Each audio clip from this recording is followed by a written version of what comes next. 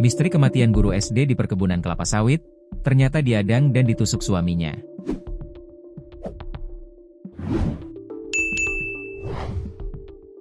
Misteri kematian perempuan yang berprofesi sebagai guru sekolah dasar, SD, di perkebunan kelapa sawit Desa Samar 2, Kecamatan Kuta Baharu, Kabupaten Aceh Singkil, akhirnya terjawab. Pelaku ternyata adalah suaminya sendiri, berinisial S, 34.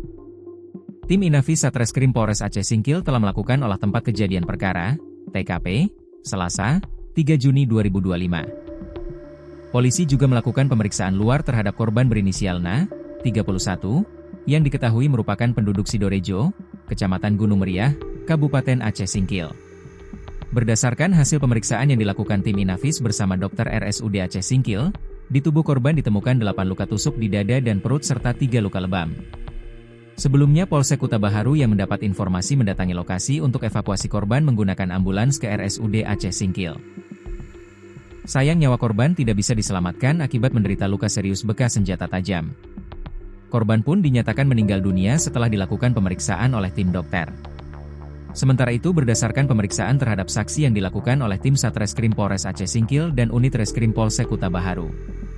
Kejadian bermula saat NA, 31, dan saksi SN, 19, yang merupakan adik kandung korban melintas menggunakan sepeda motor berboncengan di areal perkebunan kelapa sawit PT Navasindo di kawasan Desa Samar 2, Senin, 2 Juni 2025, siang.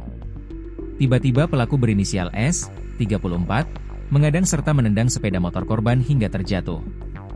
Melihat korban terjatuh, pelaku memukul korban, lalu menyerang korban secara membabi buta dengan senjata tajam jenis parang. Setelah melakukan aksinya, pelaku melarikan diri dengan sepeda motor. Kasat Reskrim Polres Aceh Singkil, AKP Darmi Amanik, mengatakan pihaknya masih melakukan penyelidikan dan mengejar terduga pelaku pembunuhan. Kami masih melakukan penyelidikan terhadap perkara pembunuhan tersebut, kata AKP Darmi. Pihaknya juga sudah melakukan olah TKP, otopsi terhadap korban serta pemeriksaan terhadap saksi. Sementara Kasat Reskrim menyebutkan masih menyelidiki motif dari pelaku melakukan aksinya. Pelaku sendiri masih dalam pengejaran polisi.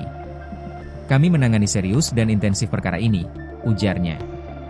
AKP Darmi Amanik mengimbau pelaku segera menyerahkan diri. Ia menegaskan kepolisian akan terus memburu pelaku kemanapun pelaku melarikan diri.